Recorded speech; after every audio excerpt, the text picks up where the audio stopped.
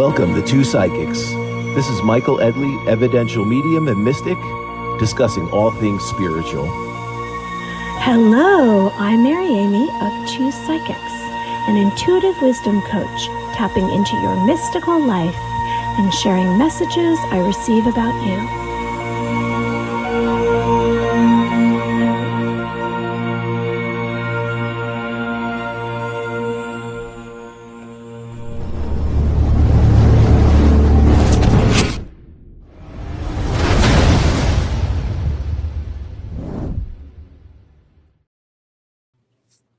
Good evening, everyone. Michael Edley, psychic medium here. It's a pleasure to be with you tonight.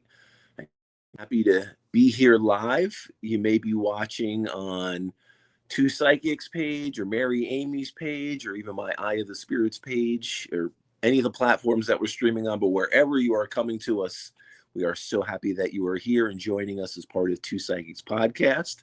What is going on, Mary Amy? How are you this evening? Oh, I can't hear you.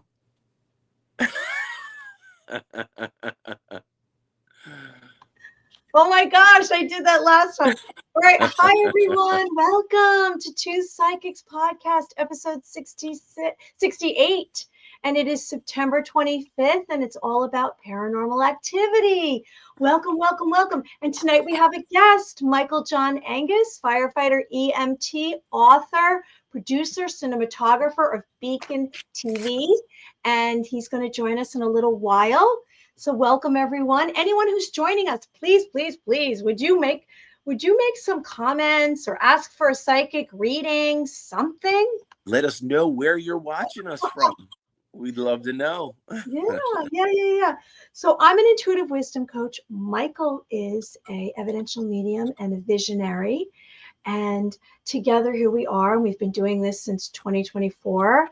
And we have topics and guests, and we do psychic readings, and I'll do a visualization, and we'll have some upcoming events, don't we, Michael? Why don't you explain some of our live events? What's going on here? Ooh, lots of stuff going on. So let's see. A couple things at like Two Psychics podcast that we'll be doing. We have, well, a big event coming up here in New Jersey that I have a mediumship gallery, which Mary Amy will be my special guest coming in. That's the Holistic Health and Healing Expo, Sunday, October 12th, 3 p.m. in Cherry Hill, New Jersey. It's going to be a really good day. Lots of vendors, lots of workshops and classes. And at 3 p.m., you get to come into a mediumship gallery, see me doing my mediumship thing and seeing Mary Amy doing her intuitive psychic thing. And it's going to be a fun day. I'm really excited for that. If you're also in New York, in your area, will be, let's see, where's the Pelham Manor on, what is that, Tuesday? It's the Manor Club in Pelham Manor. Yes.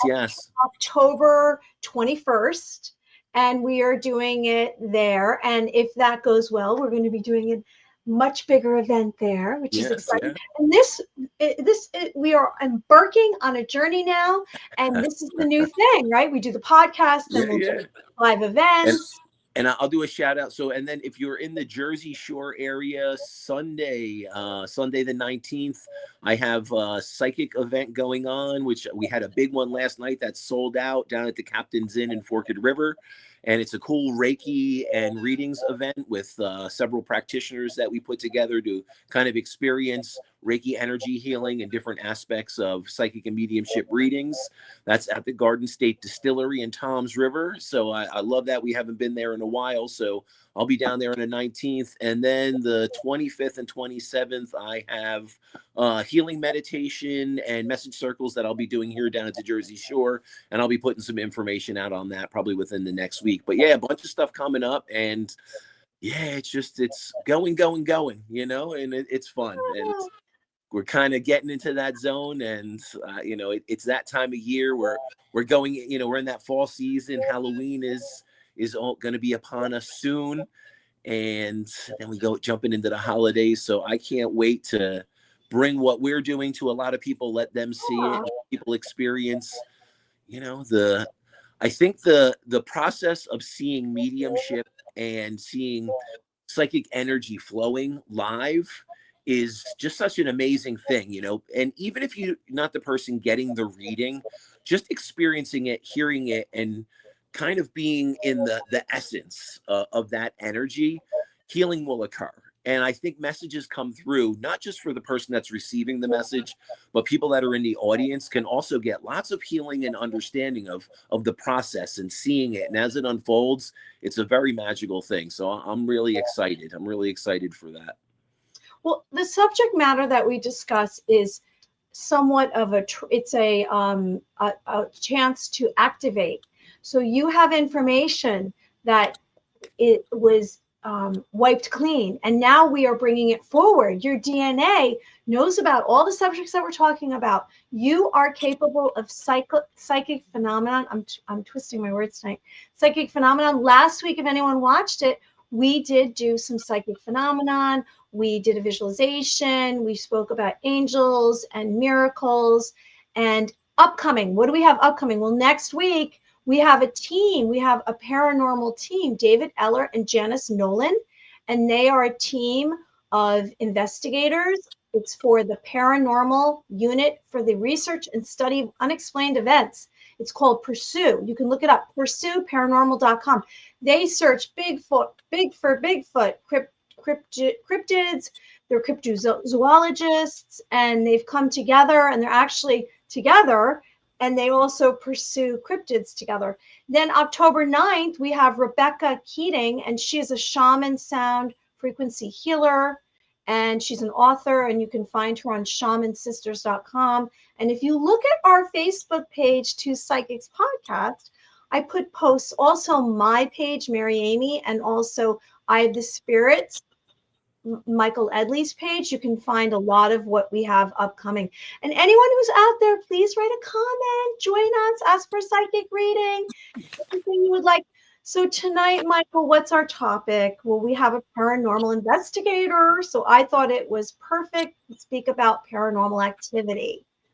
Okay. We're going into October, and I think paranormal activity seems to be the highlight of everyone's mindset. It's funny, this time of year, it's like the paranormal realm just seems to awaken all the intrigue and interest. It jumps a couple notches. And interesting story. So, and I'm fascinated to maybe ask our guest tonight about this, but there was a lot of talk lately about the Annabelle doll, and there's a comedian, was it Matt Rife, I believe his name is, that purchased the, I guess, paranormal museum that the Annabelle doll is housed in. And the old owners of the doll in the museum kind of had it locked away, and it was secured. And I think they were trying to keep it out of the public. But the interesting thing with the comedian Matt Rife is he's going to be opening it up for an exhibit. And wow, that's interesting, I know I've heard some things that he was a paranormal investigator himself, and I don't know to what extent, but man, when I see things like that, it's a little unnerving, because if we look at the history of the Annabelle doll, not too long ago, there was a paranormal investigator, Dan Rivera, 54-year-old paranormal investigator, who was moving the Annabelle doll from the showcase it was in to a more secure showcase.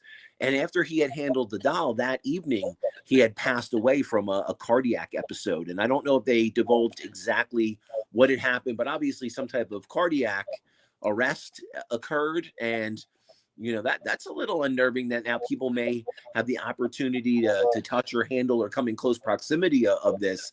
And that's the thing. I don't think people understand, the severity that can happen when we don't take this seriously and we don't protect our energy when we're going into those type of environments. That's why I like the paranormal thing. I was involved in quite a bit of that early on, and it's not get into these days, because I'm looking to kind of elevate into that higher vibration as far as evidential mediumship. And a lot of these dark forces, they're in this low vibrating energy, and you have to be careful. If you don't respect it, you don't protect yourself, you don't protect your energy, there can be a lot of freaky things that happen. And, people, I don't think they understand how easy it is if you're not aware, and you're approaching this in kind of a haphazard way, that these dark forces can attach, they can manipulate, and they can cause a lot of problems. So that's my concerns around this Annabelle doll right now. So I'd be very curious to ask our guest, what his feelings are on it and his perspective, being in the paranormal field.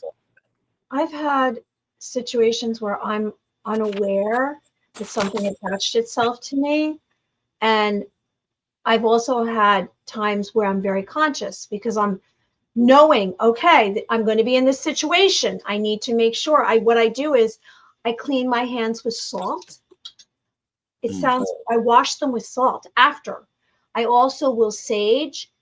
And then there's been moments where I've been either around somebody, I guess, or in a location is what I figure out. And something's attached itself to me because I'm always open. I'm always having my channels open, and I'm empathic, and I do have light around me.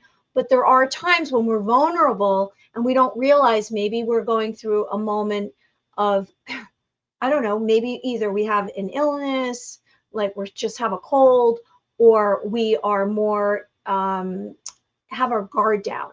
And I've all of a sudden said, oh my God, I feel like someone's sending some kind of weird spell on me, or something very negative. I feel this entity that's attached to me, and it's trying to put fear in me and send me negative thoughts and energy. And then I'll say, oh my gosh, and then I'll do this, and then I'll try to clear myself. I'll put sage around me. I'll listen to bells. If you listen to church bells, demonic energies don't like that. They don't like hearing the words Jesus Christ, go figure. And eventually it's gone, but it takes time. Sometimes I just push it away and say, oh, I'm fine. It's not a big deal. I know what I'm doing, but I don't, because it can happen to the people that have been dealing with it for a long time. So when we're dealing with this paranormal, an object like this doll, which I'm not really familiar with this story. Is this a movie? Is this something that was Yeah, so the doll's a real doll, and they're saying, so the movie The Conjuring was based off this doll, but the doll has a long lineage, and they're saying there was a lot of satanic worship. There was a lot of sacrifice. I don't know to the extent of the sacrifice, whether it was just animal sacrifice that occurred, and they tried to basically imprint demonic forces and energy into this doll. And there's a long lineage of stories and experiences of people coming in contact with it, becoming very sick, really freak ailments, rashes, hives occurring when people were in close proximity. Multiple paranormal investigators had kind of handed it off to different groups, and then it ended. I don't know the owners that Matt Rife had bought the Paranormal Museum from, and I don't know what the situation is around that. I don't know if they came under hard times financially and they had to sell, or it was just an opportunity for them to get out. But I know there's a lot of dark stuff that has occurred around this doll, and a lot of documented stories of physical ailments, mental ailments, just like spirit warfare going on when people would come in contact with this. And then, the last thing was, that last paranormal investigator that passed away, what was his name? Dan Rivera. And crazy, he had actually handled the doll, moved it. He was the last person to handle it. And I believe it's still in the showcase that it was put into, that, that evening after him handling it, he had passed away from a cardiac episode.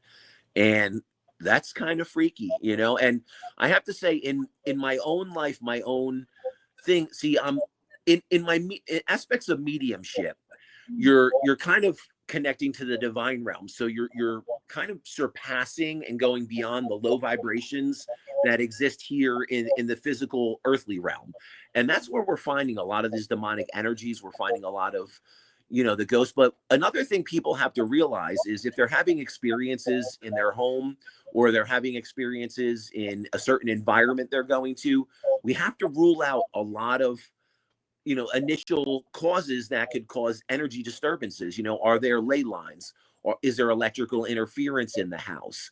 Because different frequencies whether that be low-lying electrical current, whether it's sound frequencies, certain vibration, can cause a lot of physical disturbances and can have the appearance and the same type of effect that like a haunting or some kind of paranormal activity would. So we also have to look at residual energy of the space. I can tell you there's been a lot of areas that I went into that people thought there was some kind of paranormal energy occurring or some kind of, ghostly disturbance that we were able to rule out from weird stuff, weird electrical interference in the house. And then we were also able to rule things out from residual energy, because I could tell you as a medium and doing this work, I can go into an environment and I would say almost immediately I know what's going on in that environment, and you really have to protect yourself. And me learning how to protect myself and my energy, it was a long process of doing a real deep dive and learning how to completely protect and field, my energy so nothing can basically permeate and penetrate that field. And that was a process of me learning the hard way. I could tell you early on doing this, I made some crucial mistakes of not protecting my energy or thinking that, the evil doesn't exist to the effect that people think it does, or taking certain things for granted and not fully understanding it.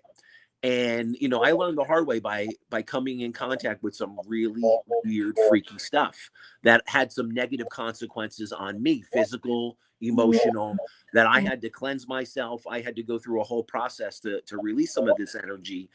And that's why when I talk about this in such a serious manner, because too many people don't take it serious, and it can have some major, major consequences in your life if you don't approach this in a truly authentic, truthful, just grounded way in approaching this, that this isn't a joke. This isn't a comical thing that we're doing for fun.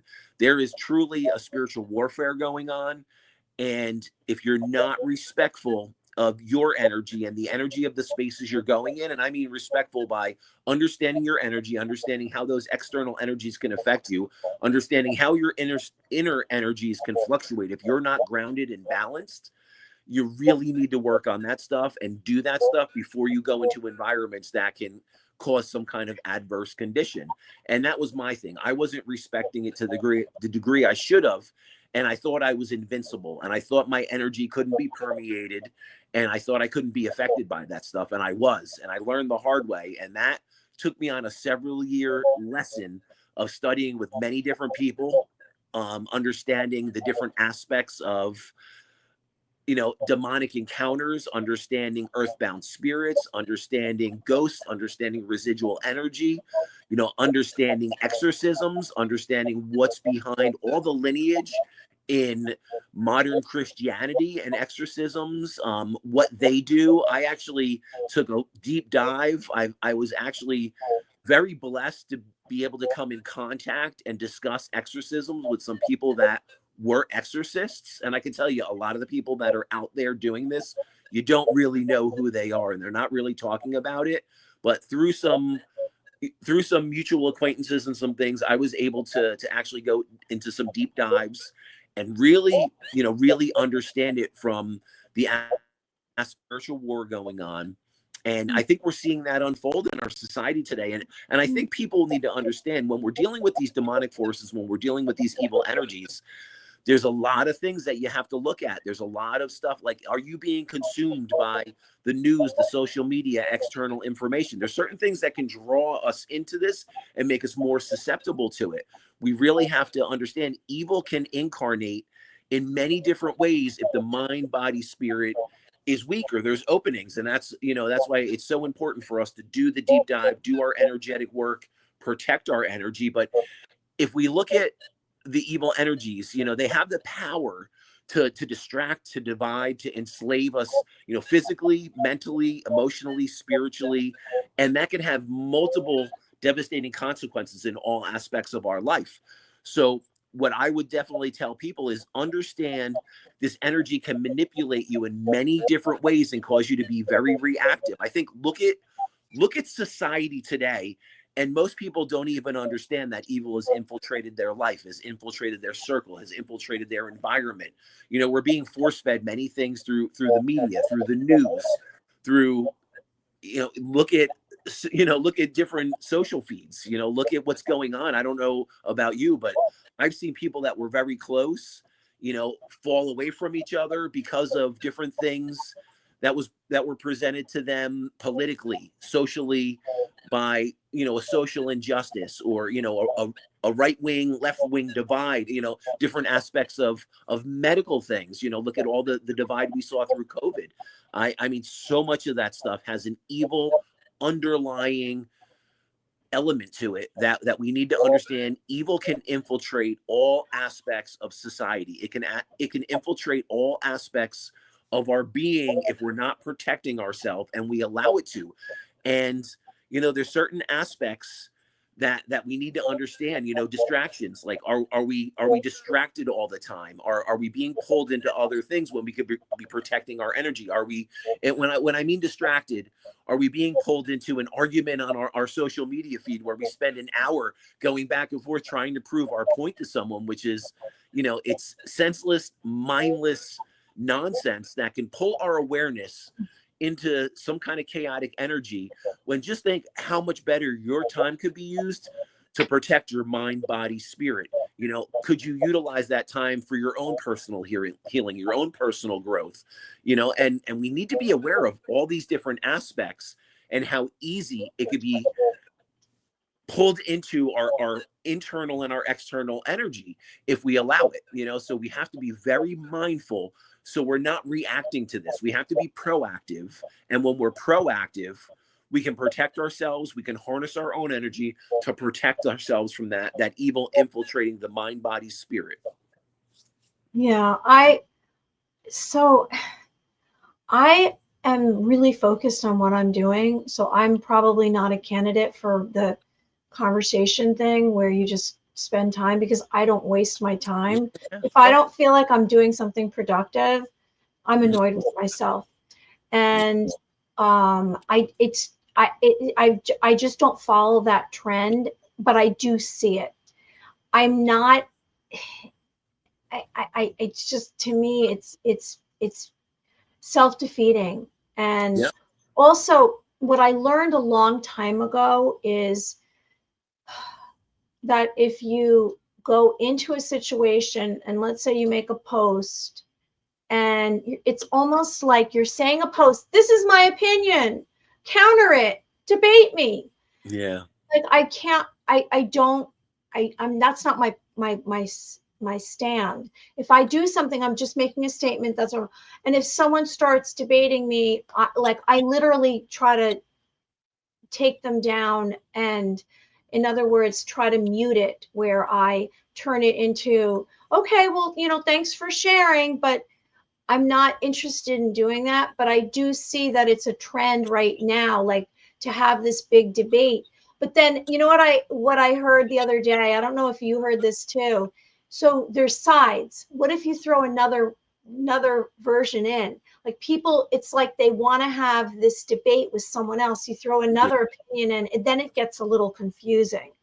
It's like either it's black or white, or it's, I don't want to even get into the political forum, but to me, I agree with you. There has been a spiritual war going on, and it is good and evil, and people sometimes don't realize what they're saying or what that really means. Like I give them the benefit of the doubt that they couldn't possibly really mean that negative thing that they said, or it's something going on with them and they're just channeling this energy into this conversation or this debate. Very rarely it's a personal experience that they're debating. That's from a long distance, and they're saying, oh, well, that's how I feel about that, but it's not personal. It's not affecting their life. And in regard to the paranormal, you don't realize it's not a fun thing to do. Here we are, we're talking about this, but we're bringing some awareness to it, and we're bringing well, I think people need to be aware of it, you know, and we need to put this perspective into place, because a lot of people, they see the horror movie on TV, or, Hollywood and TV and media has sensationalized certain things in a certain way. And I don't know if people understand the severity. I think it's coming to the forefront now because we have a lot of people doing authentic, good paranormal investigation with the proper tools, and they understand it from a real scientific perspective. But I think, some time ago, I don't know if people understood it in the way they do now. So I think people are approaching it. I know a lot of the people that we discuss this with are approaching this in a very authentic, evidential way. And I respect that. But I would say there's a lot of people that still dabble. And when you're dabbling, that can open up a lot. And then not only for you, but that can open up a lot of negative energetic consequences to those around you.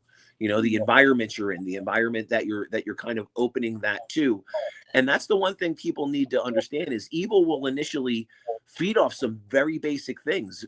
Evil and, demonic forces will initially they'll try to sway your emotions. They'll try to weaken you physically. They'll try to, emotionally and spiritually cause disharmony in your life. And they try to break that powerful mind, body, spirit bond that can raise our divine energy and allow us to be that source of light.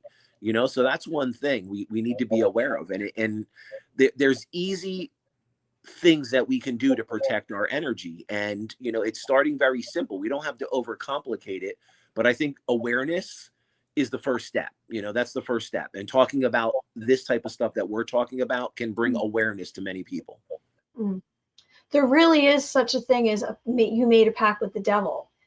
And it's interesting that someone can play around with their life and do naughty things, and then they're inviting evil in, and then they can end up in a ditch somewhere doing things that they didn't realize that was going to come into their life because some bad decision making. And I know that it's not something you play around with, because when you encounter it, it's bizarre. And it can be very powerful. See, that's what when people start like playing around, and I'm not saying for all the wrong reasons, but maybe just not knowing, but that evil negative energy, it can bring power into your life initially, but there's going to be power with a price.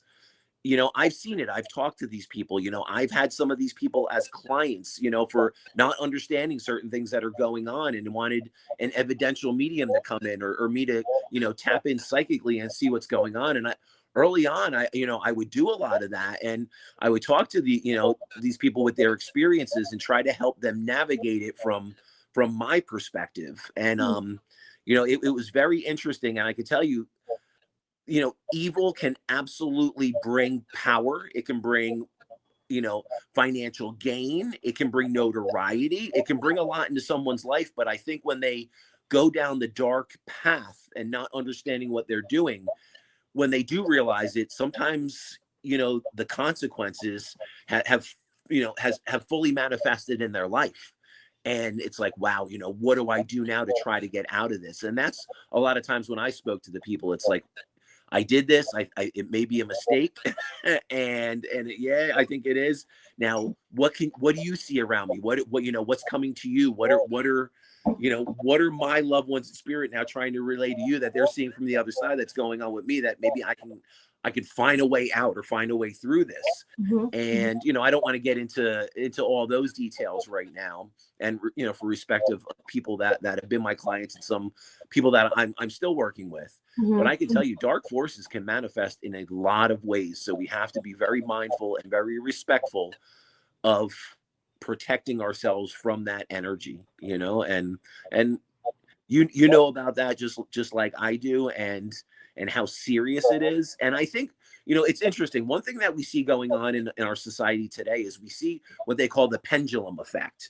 And, we see a lot of that occurring right now with the assassination of Charlie Kirk. And we saw a lot of pretty, I would say pretty grounded Christian people that wouldn't speak of doing harm or negative, things out to others. That, I mean, there's some people that I heard, and I'm like, what is coming out of your mouth? Mhm. From my perspective, you were this devout Christian, and you wouldn't talk about harming anyone or, bringing pain and suffering onto people, and now you are, and that. Look, I get it. People are being pulled emotionally in every direction, and there truly is a spiritual war going on. But we have to understand, we're being manipulated and mind controlled. So the one thing that we can do is we can unplug, turn the TV off, turn your social media feeds off, get out Not into so though. nature, do Don't turn this off. self-care. Don't turn this off. No, not this one. Listen to us. Not this. Don't turn us off. Well, I would say turn your mainstream TV. If your TV is running 24/7, or you're waking up in the morning and the first thing you're doing is turning on the news, understand that the negative headlines get so much more publicity, so much more, they grab your attention. The negative is going to grab your attention about 70% more than a positive headline will. So that's what the news outlets, that's what the media gravitates towards. And that's what you're going to be pulled into. So rather than starting your day with the negative, try to wake up, try to do a meditation, try to ground your energy, try to listen to something positive like Two Psychics podcast. I mean, there's tons of stuff Yeah. that you can find online that's positive, that's uplifting, that will help, exercise, learn about eating good, learn about what you're putting into your body, learn how to balance your energy, learn about your chakra system, learn about your auric field, whatever you can do, if scripture is powerful for you, or journaling or meditating, dive into that, and study what ancient cultures did. If you want to look up, what did the Buddhist monks do to calm their mind? What did ancient Christian scholars do? What did the saints do? What do your angels, as you manifest your angels into your life and you allow them to give you guidance, meditate with them, see what energy are you pulling into when you do that. There's so much more we can do than focus on the negative and focus on the evil. But we do need to be aware of it, and we do need to be aware of how it's affecting us, because if you think you're not being affected by it and you're watching TV all day, you're arguing with people on your news feed, you're getting pulled to these extremes, this extreme reactiveness over what's going on in the world.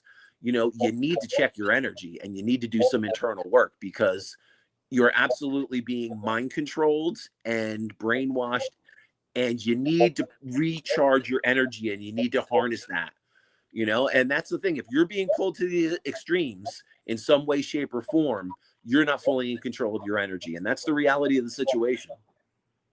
So what exactly is paranormal activity? So I'm gonna give you my explanation. We're gonna bring out our guest in a bit. So paranormal activity, have you experienced this? It's evidence of unexplainable events and or situations not understood by scientific explanations and human experiences. Could it be a portal? Could it be a spirit? Could it be a ghost? Could it be a poltergeist known as a noisy ghost? So what are some examples of paranormal activity? Well, there's signs of paranormal activity. Maybe you've had some. They repeat in patterns, okay? Such as a smell. Could be a bad smell, maybe perfume scents, maybe it's a sound, a knock, a noise, and this is going to be repeated. Lights, there's cold temperatures in spaces of paranormal activity. You might feel some pressure. I've had this happen. I was sleeping over upstate. I guess it was not upstate, it was in Connecticut once, and I felt pressure on my face. This woman had passed away in the room and she was pressing on my face. So I felt that. Maybe you'll see a shadow, a dark shadow, or telekinesis, an object moves. Now these are extremes, but this can happen. I've experienced many of these myself. Yeah, I have to. Yeah, sleep issues. So paranormal activity does come in many forms. You might call it angels. I mean, we can say supernatural, paranormal. Supernatural usually is related to God, divine beings, angels. So angels are supernatural beings. I'm going to throw in a few other examples. Elementals, which are otherworldly beings, fairies, elves, gnomes, nature spirits, tree people, earth people. There might be orbs of light. We're seeing some of that. Haven't we been seeing some of that even out in the physical reality? People are taking videos. Are they extraterrestrial, these orbs of light? Are they angels? Are they something divine? We don't know, do we? Because there's realms out there that we really can't see with the human eye. Our human eye can only see so much. Are there ghosts communicating through clairaudience or clairvoyance? I've experienced that. You want to say ghost spirits, which is ESP, extrasensory perception. And then there's cryptids out there, which is considered paranormal as well.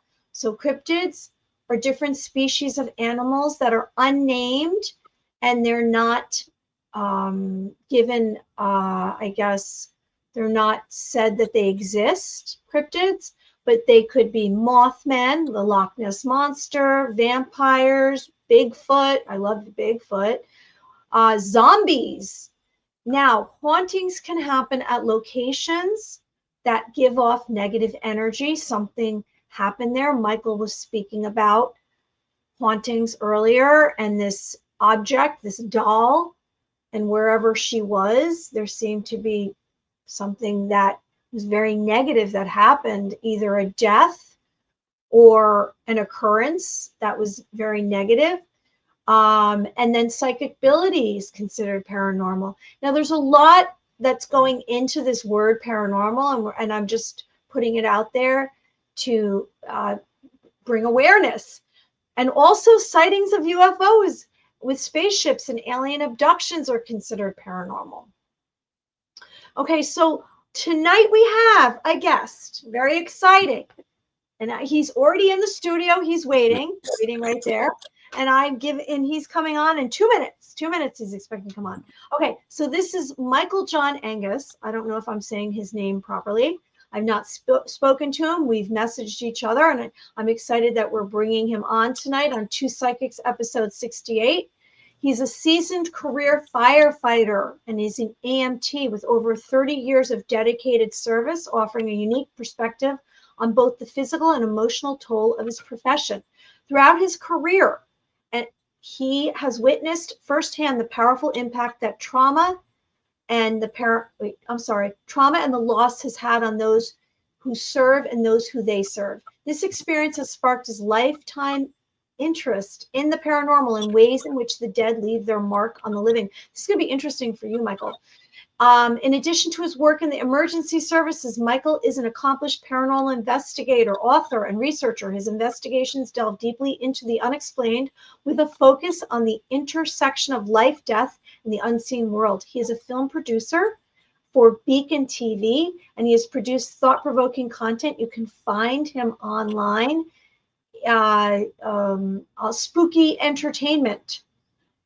He has produced thought-provoking content that brings to light the stories and experiences that blur the lines between the physical and the spiritual. And here he is. Let's see. Is he ready? I don't know. I'm going to see if he is. Hi, are you ready? Yeah. Hello, Michael. How are you? Welcome Good. to How you doing? Hi, I'm Mary. This is Michael Edley. Nice How to are meet you? you. I feel like Pleasure I'm to have really you here. super close. Okay, so you Like really our want to go face. farther away? No, whatever works. I feel like I'm just trying to stay in It's okay. frame. It's okay. It's okay. Let's see. We have that. Wait, let me see. That's not going to be it. How about this? There you That's a go. good one. Perfect. There That's we a go. good- You were super close. Yeah. I don't want to scare your viewers away right away. How are you this evening? Good. How are you guys? Good. Thank you. Oh, Thank you. good. Thanks for joining us. Where are you coming from? Georgia. Oh, okay. I'm in New York. Okay. And I'm in New Jersey. So Okay. Oh yeah, there you go. We're all Close. along the East Coast here. Yeah. Early time. It's nice. Excellent. Yes. So- yes. So, Michael, one thing I always like to kind of get into it with our guests when they're on, and I think our listeners kind of love knowing the background. So, you have a very diverse background, and you do a lot of things. What got you started into the paranormal field? What got you kind of open and tuning into that? Did you have your own personal experience that was like, I need to investigate this, or what was that journey like? It started years ago in my career, actually. I had some interactions on scenes and didn't really see anything, but interacted with patients that were dying or had passed. Mhm. And I just sort of played it off as like it was just my brain playing tricks on me. You know what I mean? Like, so that went on for years and years. I was on a lot of big incidents. One being a mass shooting at Penn State campus in 1996. Oh, wow. Uh, a young female took a long rifle on the campus on a hublon and shot a girl, killed her, and shot another guy in the abdomen. And Mhm. I actually transported the shooter to the hospital. So situations like that led me into where I'm at today, I guess, over time, if that makes sense. Like when I speak about this, I do like high energy, low frequency, or high frequency, low energy, the two separations of being exposed to that kind of thing, Yeah. where stuff happens high energy, but happens less time, but then stuff that happens more with less energy. So just running all those, my camera, it has a mind of its own. I see that. It's trying to find me. I'm right here, camera. But it's it led me down to where I'm at today. Just dealing with trauma and people seeing me on their worst or their last day, of their life. And not really till I got to Georgia in 2018, and I met a friend of mine, and he sort of was the same way. He was a little more into it than me, but he's like, "Hey, let's just go out, and explore this old abandoned graveyard and stuff like that." Of course, I watched all the shows, of course, Paranormal State. I'm not sure what's going on here, but it's going to drive me nuts. Paranormal. Weird electrical interference will occur on Two Psychics. Yeah. But It's all Paranormal the energy. State, It's all the yeah, energy. lots of energy, right? Paranormal State, obviously starting State College, and of course then Ghost Hunters and all that stuff. But I watch, excuse me, all that stuff on TV. Let's see if I can fix this because it's gonna. Maybe I should sit still. Yeah, I know what it's doing. It's being. It's gonna make me sick. But watching those shows, I always had an interest in it. Just never really, because I just dealt with it so much. It was like I deal with recently dead more than the dead have been for a long time, if that makes sense. Yeah, that's interesting. So Now, yeah, it sort of led me down that road, and I felt that a lot of times I was stuff was reaching out to me, and I just sort of ignored it. It's mm, like just like I said, my mind was playing tricks on me, or whatever, just part of the job, even PTSD or just the stress of it all, So I just sort of would work something or a scene and then just sort of dump it or forget about it and just move to the next thing, which a lot of first responders do, to mm, keep in the game. You sort of have to find your balance or your way of just put stuff somewhere else and moving on to the next thing.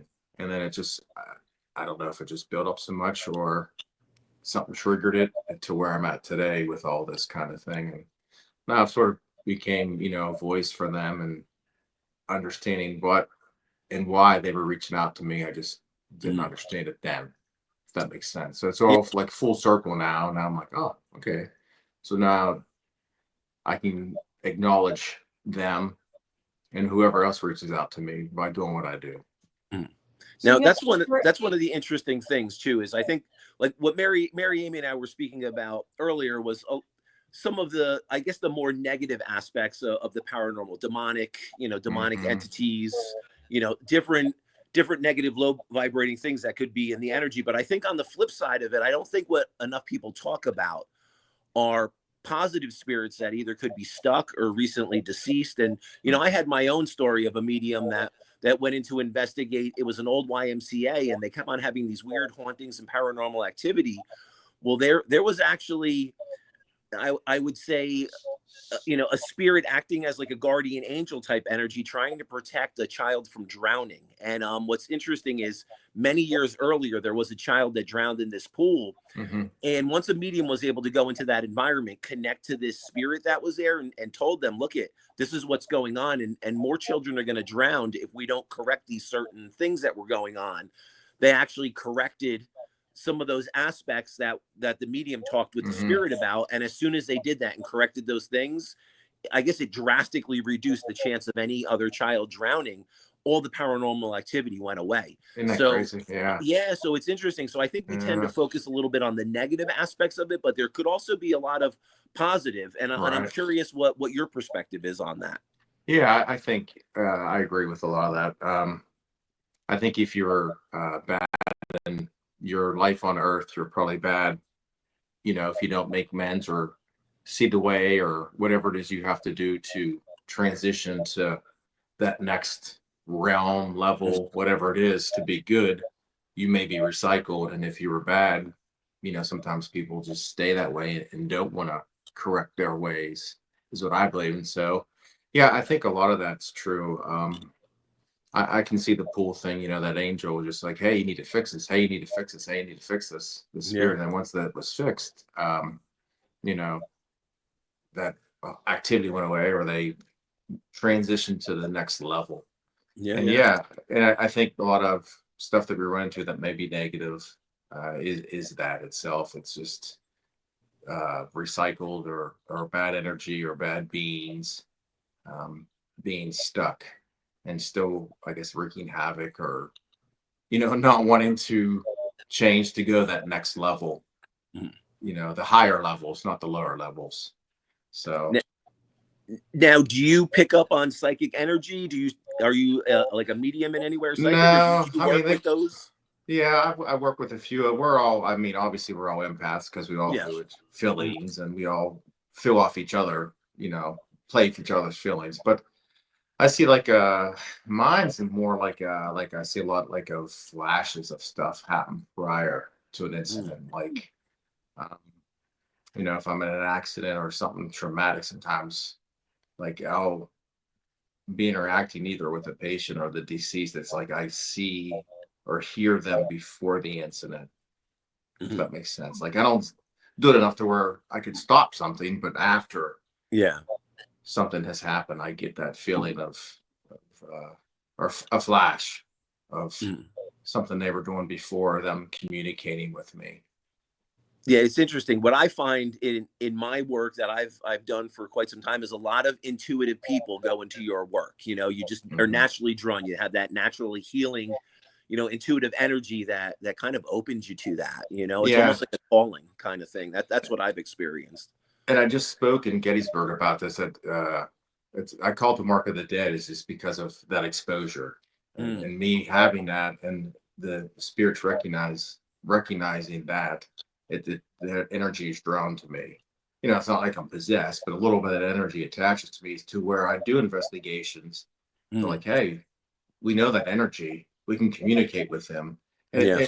it's not uncommon that if I'm using any type of device, that they'll say my name, constantly, or tell me hello constantly. It's just one of Mm, those things where that I think it's recognized. And not all first responders, but I guess a majority, if you believe in it, guys at work tell me stuff that happens to them all the time. yeah. Any old fire station around has energy attached to it, or haunting, just because of that constant exposure to being Mm, on that veil between life and death. Not always death either. There's all that energy and feelings that you're in and on the scene. You know, can develop into that too. So yeah, I believe that. I think people that are in the field have some type of closer connection, if not right away, or before, maybe after or during, just because of that. yeah. You tend to just naturally open to it because of the Open work to you're it, in. yeah, Yeah. because of you have that empathy for somebody, Mm, and that energy transforms to them, and then their energy transforms to you because you're open. yeah. If that makes sense. I think you don't have that barrier up, and that repeated exposure to that. I think you're absorb it somehow, or it basically marks you to where the dead recognize you. We Like, know hey, they know names, the, the they beacon's know going off. intentions. Yeah, oh yeah, 100%. Like I do a lot of research just here at the house. With a lot of equipment, it's like I communicate in my house with it, so they already know. Mm, Me, I turn a device on, they're ready to talk and communicate. So just one of those things. And I've been trying to get out and do more research on the scene of stuff, but it's sort of hard, just whip out a device, and I mean, people think you're nuts to begin with, but then Yeah, you don't want to do that. But yeah, I've been trying to delve into that a little more research of like, is the communication more prevalent right as they pass and are still around, and then it goes away as time goes on, that the communication's harder, the energy, the connection with the energy gets less and more weak, where if it was relatively just happened, or recently did, as I call it, the recent dead, that energy, that communication would be stronger. But Yeah, I think there's a lot of variables around that because as an evidential medium, there's times where I'll be able to connect to someone that crossed over almost immediately, like within hours or a day, and there's other times. I wish I could bring that loved one through, but for whatever reason, whether they're going through a life review or have their own journey, or whether it was sudden and abrupt and it kind of pulls them in and they need to understand what happened. I think there's some variables around that. So yeah, yeah, it's interesting you bring that up, but I see the same thing. I think it's still an unanswered question that's out there, and I don't think anyone truly knows because, like I said, there's times I'll connect almost immediately, and then there's other times where I feel like there's some space that needs to unfold in between their passing and being able to, yeah. you know. Yeah, that's interesting. Yeah, like I said, I've really wanted to do more of it, but it's sort of hard to get, medical examiner's office open up to let me go Yeah, along with yeah, them. I mean, you see it on TV with cops and stuff. I'm like, what's the yeah, yeah, difference? You know what I mean? I mean, we're not going to show faces and names, but yeah. if it's a crime scene and stuff like that, obviously you don't want to mess up with an investigation or contaminate anything, or if it ever go to court, like who the hell's this guy? So obviously you don't want something to happen to where somebody would be set free or the case would be Yeah. thrown out. So, but Well, that's the thing. I mean, this is becoming way more mainstream and more prevalent than ever, but I still think there's a lot of people that just don't understand it. They have no idea, and there's a lot of fear around it. mm, So that could be yeah, I part don't of know it too. why. I don't know why people fear it. I don't know. I don't get Yeah, that. I think it's important for people to understand it. It's Yeah, a whole aspect that, being ignorant to it is that's what it is. It's ignorance when there's truly so much that can be learned from it. sure, sure. As I said, sometimes you have to talk to the dead to understand the living. Yeah. I say that all the time. That's true. It's real true. So. But yeah, there's so much to it. Like I said, I do like doing the investigations and stuff like that, but I do like doing a lot of research and you know trying to formulate something, or I was invited to a symposium in Gettysburg that I got to hear a lot of good speakers. I got to speak myself at too, and they were talking about different types of research and stuff like that. So that aspect is very interesting to me. Not just chasing a ghost around with some type of device. I'm gonna try to understand it more and do some research on it. And Yeah, well, that's what I find interesting is all the modern equipment, the technology now I think it's truly opening up a whole new realm oh yeah, it's of crazy. investigation for you guys. Yeah, It's yeah, pretty interesting, and yeah, seeing some of the can you talk a little bit about the equipment and like what you use and some of the varying pieces that yeah. that you're I don't want to for? bore you guys or anything like that. I don't know how we are for Now we time. can So you just can just give us a quick overview okay, on yeah. it. So like this life that we're now, like what we're doing now is communication, right? And I think that's a big thing in that next level, in that past life, is what they're just trying to communicate. I heard, she was talking about different types of paranormal activity, poltergeist activity. Something's trying to reach out to you and to communicate somehow. So I think to build a good investigation, besides the history and stuff like that, which sometimes you don't always need, but generally to formulate a good path for communication. That's the biggest gap. We need to bridge that gap in between the veils, the worlds, the levels. So I use a lot of instrumental transcommunication, some ITC stuff, just a simple spirit box, a recorder, anything that gives them an ability to hear their voice once more, and for us to communicate and hear each other's voices. Now, sometimes you'll hear stuff, disembodied voices, but generally, I think if you go with that approach and say, hey, this is what we're here to do. If you want to talk, if you don't want to talk, whatever. But this, it's hard to say devices because I don't know if that level understands that. But I try to compare it to something like a phone or something to where we can hear each other. So I just use a lot of basic Custom built stuff I prefer. I don't mind the mass production stuff is good too, but I do like some custom built stuff where people put some different variables in it, different types of sweeps and stuff like that. The sweeps, the frequencies, and I think that's the biggest thing is you have to harmonize the frequencies so we can communicate. We can hear them and they can hear us. So that's what a lot of these devices do, allow that to happen. These frequencies match up to where we can hear chunks and pieces of them. I think that's why you don't get a lot of full sentences and conversations, because I think the frequencies line up and then they go away. So just harmonizing those frequencies to speak. So that's why I use a lot of ITC devices right away, just to give them a voice, because that's what we want in this world, is to be able to communicate, right? We want people to hear us. So, and I think that I feel the same way for them too, is they want to be heard again somehow, whether it's good or bad. Trust me, I've been called names, swore at, but a lot of times we get a lot of valuable information. I just wish we get more. That sort of drives me crazy. I'm like, you can say all this stuff, but then you quit talking. So yeah, just basic stuff. Now I have all the fancy gadgets and you know uh, stuff that detects EMF and um, some other digital log systems like an Oculus and stuff like that. It'll uses different sensors, and apparently ghosts and stuff can formulate that or manipulate somehow to form words.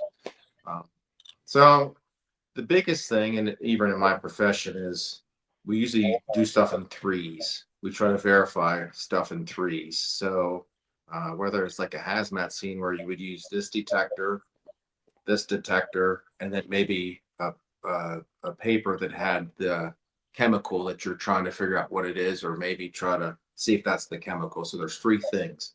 So normally I'll use three, at least two devices, but normally sometimes three devices to validate that communication. Now, sometimes you get stuff right away where it's like, okay, you said my full name, so there's some kind of connection there. But sometimes um, I use different devices to validate that stuff. And I use a lot of, I'm not sure what your guys' background is, but I heard her talking about angels and things like that. I use a lot of thing called either communicators or technicians. If you ever heard that story before, it's an old term, and it's not me. I didn't term any of that. But so a lot of this started to where the technicians were found out through the government. They were trying to listen to the enemy, so they would monitor all these frequencies, and they would get these people chatter, like I call ghost chatter, but they were chatter, and they couldn't figure out who they were.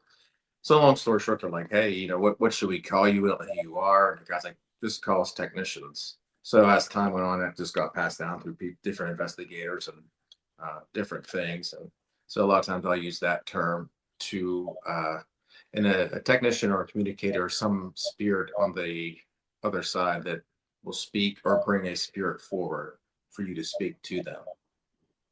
That can't maybe speak, or something's wrong, or I don't know if they're being oppressed or something like that. But I have a few that actually bring, they don't talk to me on a regular basis, and I've actually recorded her voice on several different devices, the same voice. So that's interesting. I don't know what that is, but they're out there. That's pretty wild. Yeah. Yeah. Now, can you share with us what one of, I guess, the most wild experiences that you've had on one of your investigations, or like? Yeah. I don't get too freaked out. Just because of my profession, I guess I'm ready for it. It doesn't make sense. Like, I mean, if I'm in the dark and something slams, of course I'm going to jump, or something comes up, whispers in my ear, or grabs me, or something like that. Of course, everybody has that instinct. But yeah, it was neat. I just did an event in Pennsylvania where I was sharing some stuff with the attendees of the group, and I put some slides up and some videos of some stuff that I had. One was at the McNutt House in Mississippi, in Vicksburg. The siege of Vicksburg, very bad during the Civil War. I mean, they were killing everything. People were hiding. It was a bad time. But so we were investigating this house, and I don't know what time it was. It was almost the end of the night. I had the spirit box running, just allowing the spirits, whatever you want to say. This is your time. We're getting ready to wrap things up. And about, I don't know, 5 or 10 minutes before we wrapped, a gunshot went off. I actually have it on video. It was like right by me. like literally. So it was something residual that happened. But it was like, so we were like shut everything down right outside. You know, what I mean, check for people, check to see if anybody's shooting outside. But it's like literally right beside me. So that was something that to be that loud, not close to me, really caught me off guard. You know, yeah, I mean, just so much of the communication is pretty wild too. Some of the stuff that you get through, and you know, especially when they start saying your name and talking that way, it doesn't freak me out, but it's like, okay, yeah, I mean, it's like they know something, but yeah, that was probably one of the most wild times is when that gun, I guess it was a residual haunt that shot, like somebody shot a gun beside me, went off. That's pretty wild. Were you picking up a lot of other voices and a lot of Yeah, other activity in the yeah, space? yeah, because it my the guy that I used to work with, Matt, he was there and said originally said his name, and I can't remember what else it had said prior to that. We had the Ovilus running. We were getting some stuff with that. Some stuff was correlation, but yeah, just out of the blue, that gunshot went off. So I was like, Jesus, you know, that was very, very. Besides the bangs you get in places and that stuff like that, that was probably one of those ones that I can remember that stands out. You know, to startle me. Yeah, You gunshot know. will definitely make you jump. Yeah, yeah. Especially 2 or 3 in the morning, you know, you're exhausted and this gunshot goes off. But I yeah. could see the wheels turning. I know Mary I Ann's got some know, I know. questions though. I get a chance now. You She's guys going talk. right. Now it's my turn. I'm going to say some stuff. All right. All So right. I have to say to you, We're gonna this hide is the cam. difficult what you do. This is very difficult because you are so many things. You're an empath. You are a communicator for those who have passed.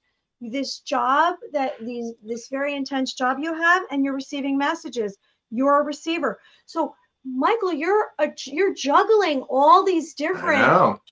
people. I can't imagine how you sleep. I see that you're an author already. I don't know what that means. You said that, but I sense there's a novel coming out of you. I mean, some of the stories you've relayed tonight sound like some movies that I've seen. So when I did I did a little read on you, it was very hard. It was interesting. It was hard for me, and I don't know why. I said, okay, how, like, what are what are you getting? And then I tuned in, and so I saw you as a farmer growing a garden. You working many angles. You were alone. It's like a metaphor, I would say, because you're growing a garden. Then I saw you in this yellow T-shirt, which to me emphasized the boldness of you. You're self-made. And then I got to this wolf that was howling, right? And the earth, and you're very connected to the earth. I don't know if you realize this. You have these sacred beliefs in your protector. You're also a portal. Let's realize that Just gave me the portal. chills. You're a portal because you are receiving from, I guess, spirit, right? Mhm. I can't imagine what your dreams are like. You're also an intuitive and a medium. So where did this all come from? What Um, started this? Was it when you were a child? Do you ever sleep? Can you sleep? yeah. But what I always wonder, Rod, like sometimes I remember dreams and then sometimes I don't remember them right away. You know, I mean, sometimes people come through, and other times I don't remember anything when I sleep. So Probably need to sleep because you're tired from all this. So when did this all start for you? I mean, Michael and I have spoken about how how we came to be. How did you get into all of this?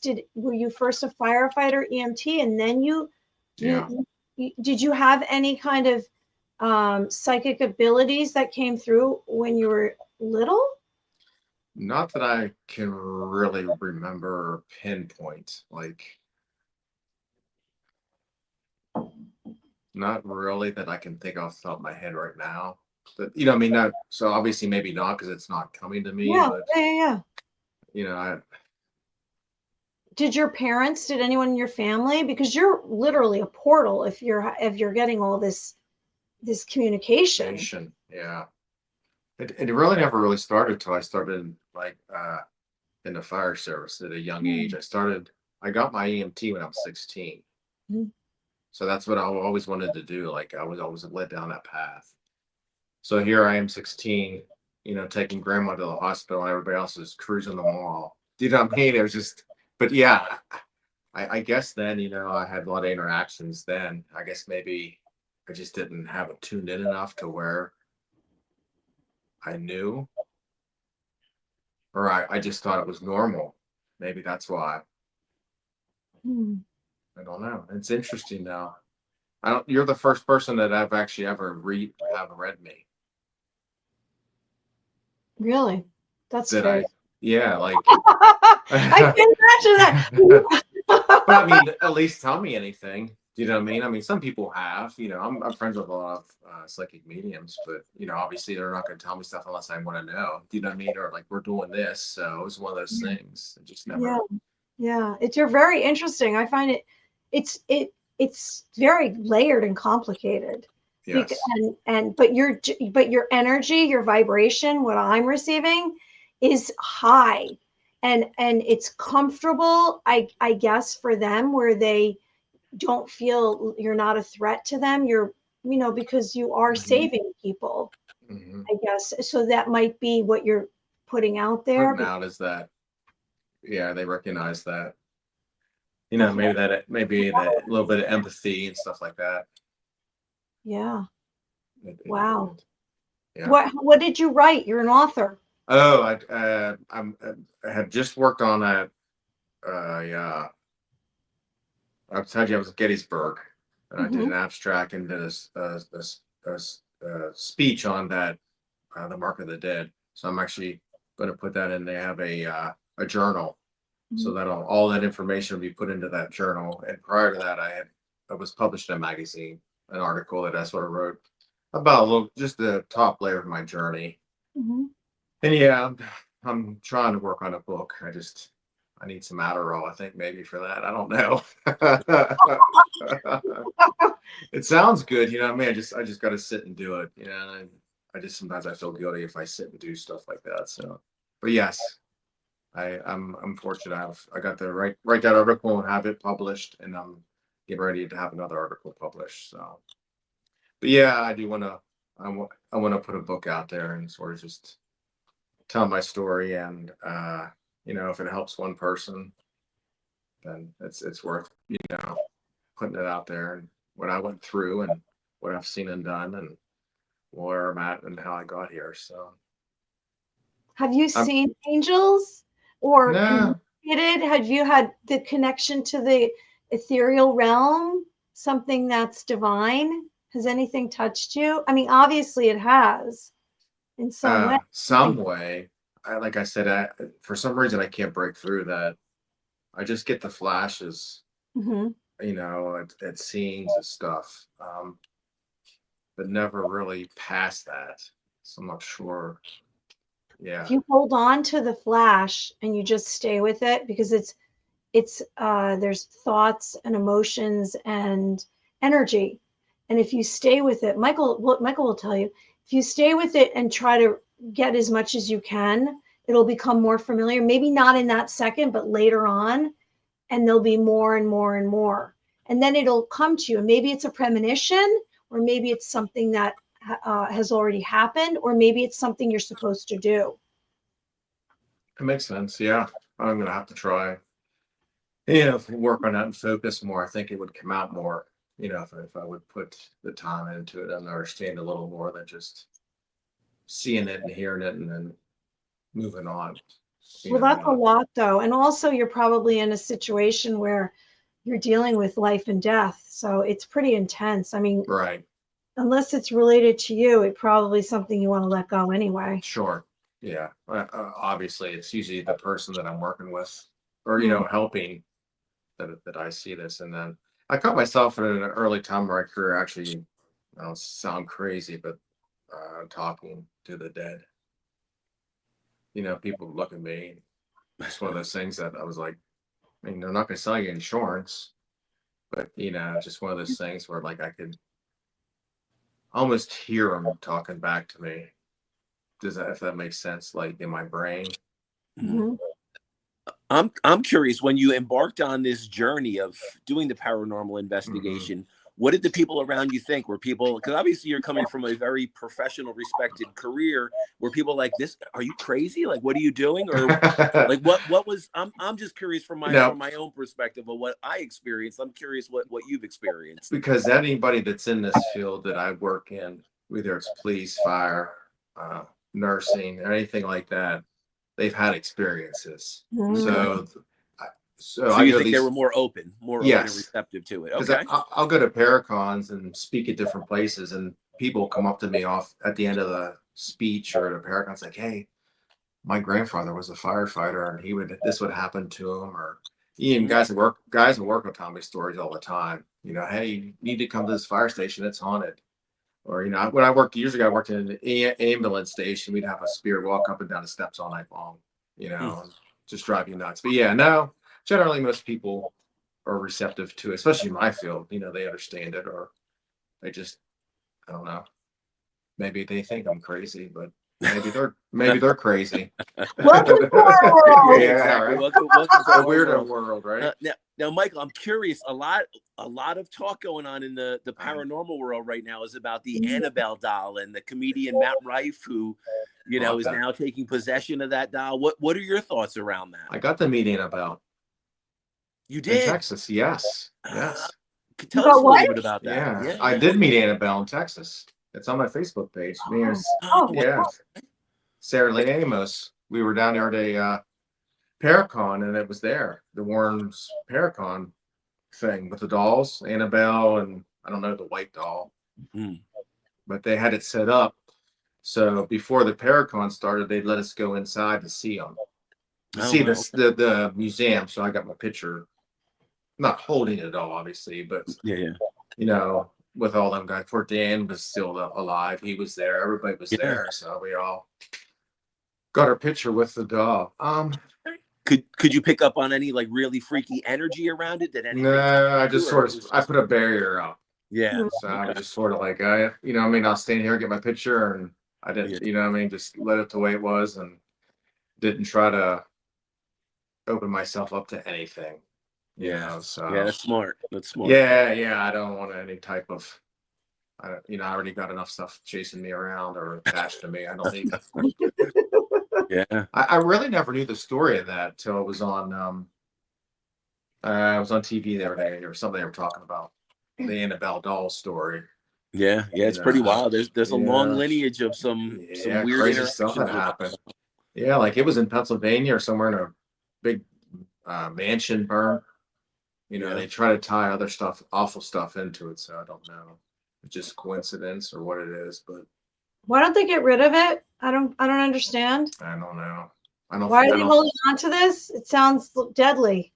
Yeah, I don't know. Probably it's going to be a big money maker, and I think that's the issue. I think that's the biggest issue. That's the energy I see around it. Unfortunately. Yeah, I guess it could be haunted. It's like anything else. Maybe. Maybe something uses that. Maybe the doll itself isn't. Maybe whatever is attached to it can work through it somehow. I don't know. Was this some evil to manifest through the doll to those? I don't. Very interesting. Yeah. I don't get too much into that kind of stuff. So you're not going into these situations and provoking some kind of demonic spirit to come try to attach on to you. No. I don't need to take anything home with me. I was at Bobby Mackey's, before they tore it down. This was a few years back. We actually filmed up there, and I didn't feel anything that was, dark. But now, are there a lot of situations where someone may call you into, a house or an environment, some type of situation where you guys can immediately debunk it with something else, some kind of weird ley line or electrical thing going on? Or we haven't really done a lot of residential stuff, but I've had a lot of people that I know ask me questions. Of course, like you just said, we try to go through, is there high EMF in your house? Is there carbon monoxide? Excuse me, is there carbon monoxide? Test for all the basic stuff, radon gas, anything like that could really affect your brain over time, and make you feel sick or crazy. you know, then sort of go from there and try to get the backs of the story and the the history and stuff like that to try to figure something out. But now I don't get too many. We don't do too many residential things anymore. Yeah.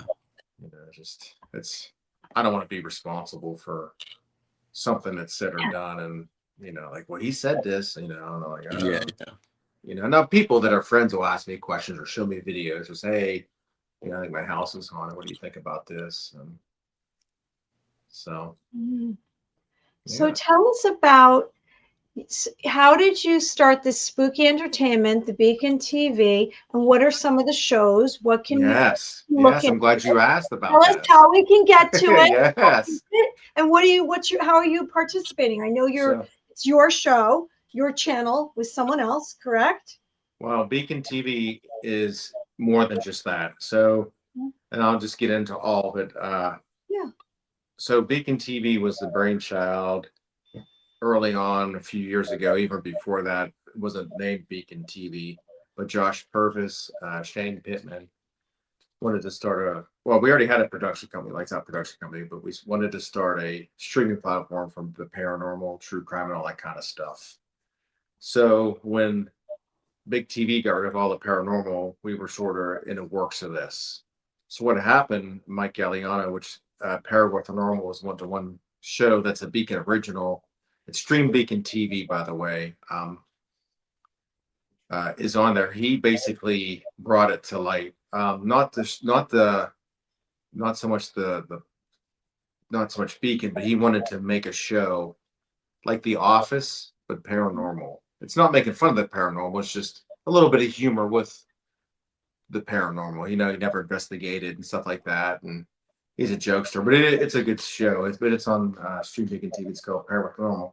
But anyway, so basically, it snowballed from there. All the TV shows went away. I don't know if you guys watch any paranormal stuff on TV or whatever you watch, but all that went away. So sort of opened up a gateway for Beacon. So we launched. It's been over a year. In July, we launched it officially at Gettysburg at the Gettysburg Bash, and then so actually the 26th tomorrow, Paranormal Mysteries premieres, and that's with Cindy Kaza, Shane Pittman, and Dave Schrader. They were on the oh, my brain just my brain's fried. We talked so much. They're on the Holzer Files was their show originally. And obviously, we couldn't use that name, so we come up with Paranormal Mystery. So it's the same trio's back. But anyways, so that show premieres tomorrow night. It's like 6 episodes. So there's a bunch of stuff like that on. It's almost like the Netflix, but for the paranormal, true crime, some docu-series. But if you get on Stream Beacon TV and all your major app stores, Roku, Apple TV, the Fire TV, and all that stuff, you can find it on there. Just download it, and it starts at $4.99 a month with no commercials, and that's locked for life. And then there's other plans. But yeah, we've been on the road since going on 2 years now, I guess, just getting stuff filmed and put in a can. But yeah, I do a lot for them. I'm pretty much the jack of all trades, masters of none. So, whether it's holding the camera or help produce, production assistant, even in some of the shows, so I'm all over the place when it comes to that. But that's another true love of mine, is actually filming and producing stuff and seeing the final product of it, if that makes sense. Like, you do all this hard work and then finally to see it come to life, it's like, I guess, like having a baby. Look, all the hard work we did, or at least she did, here's the end result. So that was a big thing that I was interested in too. So it worked out that I actually moved to Georgia. But Spooky Entertainment is just basically my LLC. It's just a company that oversees all this other stuff. But basically, Josh Purvis and Shane Pittman own Beacon TV, and I'm just glad to be a part of that. We all live close here in Georgia. But yeah, we just seen an opportunity when national TV got rid of all the paranormal shows, to bring some of these people that were on TV and had good shows. And what happens with TV is they show you what they want to show you. Or with Beacon is we wanted to build something for the viewers. We wanted their input. So and they'll always have the input, you know, to a point, obviously financially, but yeah, you know, that's what we wanted to do, and it's really grown. I mean, we're just we have I don't know if you know Jack Osborne Mhm. at all. We're working with him right now. He's going to have a show come out soon. Well, not soon, probably end of this year, maybe next year, beginning of next year. His show will be on Beacon. Again, Paranormal Mysteries, um, Adventures with Rochelle, The Road Trip. That's another Beacon original. And like I said, there's a bunch of other stuff that we lease and put on the platform. You know, just on our content. We put on other people's stuff that you know, the producers and other creators. That makes sense. But yeah, streambeacontv.com. So right now, when we go to look at paranormal shows, and let's say you're watching a streaming show, not Beacon TV, some of these reality shows, they highlight it's scripted. How do you do it that way, or is it authentic? I have a feeling you're going to say it's authentic. You're really showing what's really happening. It's not Yeah. made. Yeah, no. Oh, of course not. No. I mean, you know, we'll film the location, you know, at least 2 days, 3 days, you know, minimum, you know, day and night. And a lot of times stuff doesn't happen. I mean, you can't make it up. You know, Right. I mean, you can only Oh, do they so do much. Right. that. They We're make it. constantly filming, right? You can't just make the spirit and talk about stuff like that. Of course, to tell you that it's not scripted would be a lie. It's not so much scripted as like um, stuff that's happening, but scripted as to follow a certain timeline for the show. You have to Mhm. have something down so you're in order of how it plays out as far as the how the show goes. But yeah, we've got some crazy stuff, and you know you catch a lot of stuff when you edit it. You know, you hearing stuff through the mics and other stuff that you didn't really, because when you're in that time, you're focused, you're hyper focused on stuff. So you're not really, you know, when you're behind the scenes in production, you're not really seeing a lot of things that you see normally when you edit. So, but yeah, no, 100% authentic. I mean, if stuff don't happen, it don't happen. What do you know? I mean, you can't make this stuff up. So that's why we usually film 2 3 days at a location. So, you know, we give the time, the spirits enough time to warm up with to us and build that story and put it out there for the viewers. Do you find that's what happens? You guys will be in there a day, nothing, a second day, and then all of a sudden, Sometimes, you yeah. know, yeah. That's Have interesting. you have you seen any orbs? Because I had been around somebody who actually had orbs followed them, and then in their home they had hundreds of orbs. Really? Yes, No. and there was purple ones and blue ones. And then when I was doing my own video, this was a few years ago, and I was speaking about extraterrestrials and UFOs. Now, I always thought of the orbs as angelic, but I was speaking about UFOs, and then there was orbs around me. So Interesting. you I've haven't heard seen that before. I've never seen a lot of that now. really I've heard stories. People at places we've gone to investigate have told me they'll see like a green or like a red orb lights and stuff like that. I mean, I've caught, you know, orbs Mhm. You filming, better but you watch out, know, Mary Amy. They're going to be coming to investigate your location. yes, it sounds like it's hot. A lot of activity. I'm okay with that. They've already come. They've all come. Yeah. But yeah, it's interesting. Like I said, I get just as much through out of that as I do, you know, investigating it and stuff like that. Even my job, I like the production aspect of it, you know, the whole setup, the whole being on the road and checking out different places and building a story for the viewers, you know. I get a That's lot of cool. yeah, I get a lot of satisfaction out of that.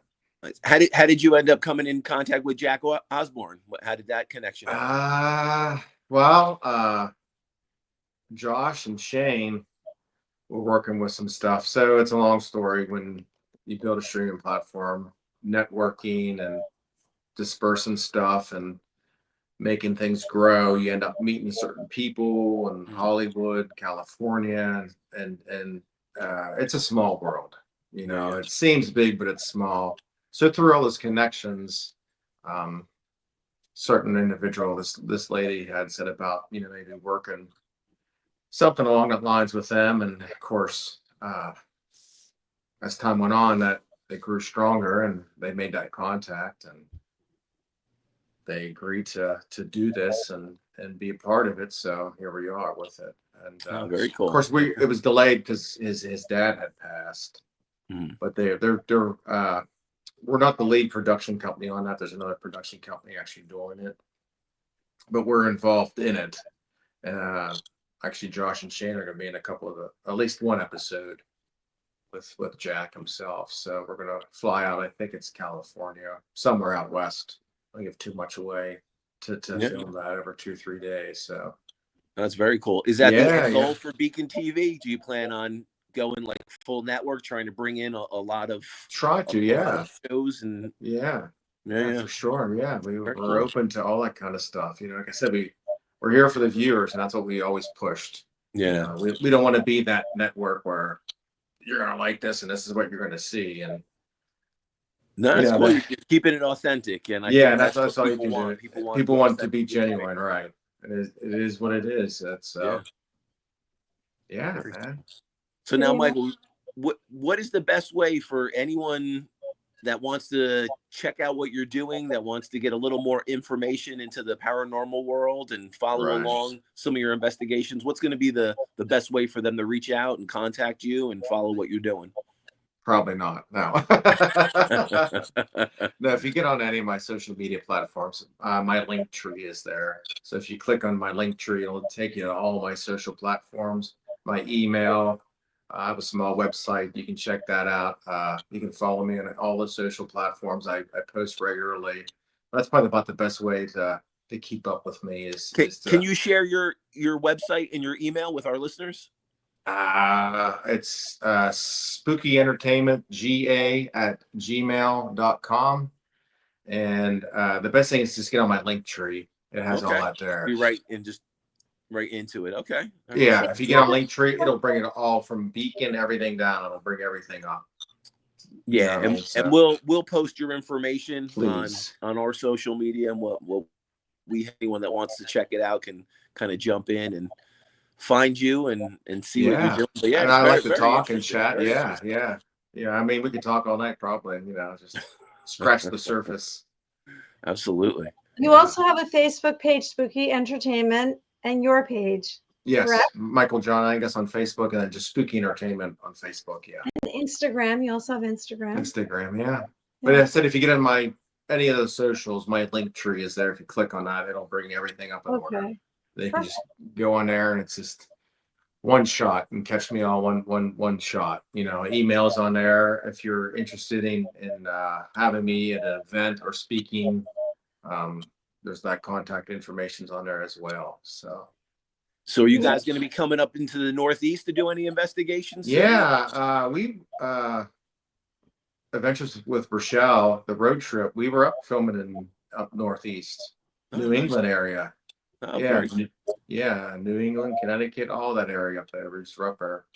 Wow. And we're probably be back up there soon again too for another series. So we can't stay away from them. Well, of course, it's old country up there. You know what I mean? Not everybody settled there originally. So, you know, a lot of that spooky stuff is up north. So, all right, excellent. If your travels bring you to the New York, New Jersey metro area, you're gonna have to shoot your message. Together.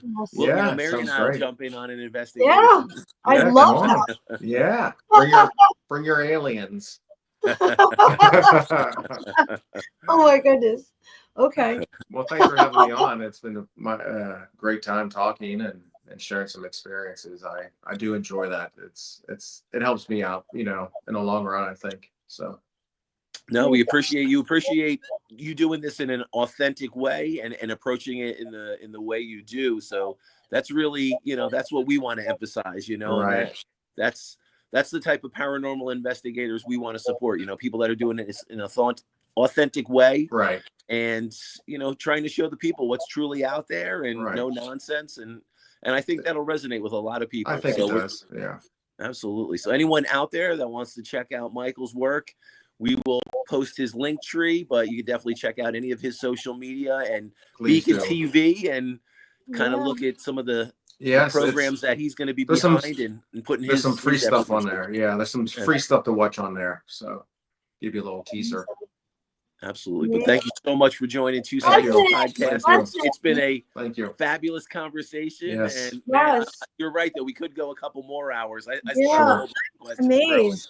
growing. Yeah. Thank you Thank so you much. so much for Thank being you here for with having me us. on. Thanks. You're awesome. Thank you. Have a great night. Be You well. too. Right. You too. Take care, Thank Mike. you. Bye. Thanks. Bye. Okay. Wow, that was really fascinating. My mind was blown. I did not know what we were getting into. I love that all of it. It's amazing. Amazing. And there you go. You're the first one to give him a reading. How do you like that? How's that? I thought it was great. That's That's awesome. pretty wild. That's awesome. So, Michael, okay, so next week, everyone, it's pretty exciting. We have David Eller and Janice Nolan, who is the paranormal unit for the research and study of unexplained events. They are Sasquatchers, squatchers. I don't know the term that they use, but if you want to look them up before next week, next Thursday at 7:30, they'll be coming live. We're going to do maybe some psychic readings. We'll get some people to come on and we'll do some psychic readings. You can find them, pursueparanormal.com. If you want to find anything about Michael Edley, ihavethespirits.com. Anything about me, maryamyofficial.com. And if you would hopefully like our Facebook page, Two Psychics Podcast, we have most of our information that is upcoming shows. And we're very grateful for everyone. Please join us next week for a live and write comments and ask for any kind of reading if you'd like. And if you're in the New Jersey area and want to come hang out with Two Psychics live, don't forget Sunday, October 12th, we will be at the Holistic Health and Healing Expo. And we'll be hanging around. We'll be answering your questions. We'll be doing readings. And we'd love to see you there. And if you're up in New York, well, maybe we'll see you up in New York too, right? Yeah, I know this is far away, but in December, I'm doing psychic readings at the Manor Club for their holiday boutique, December 12th and 13th. Okay, so we're going to be doing videos from these live events. So I hope everyone watches. We'll do podcasts from that and some videos. And we hope everyone's doing well and have a wonderful end of week. And get outside, walk barefoot on the grass, even if it's raining, because I do. Everyone be well. Bye-bye. See you next week.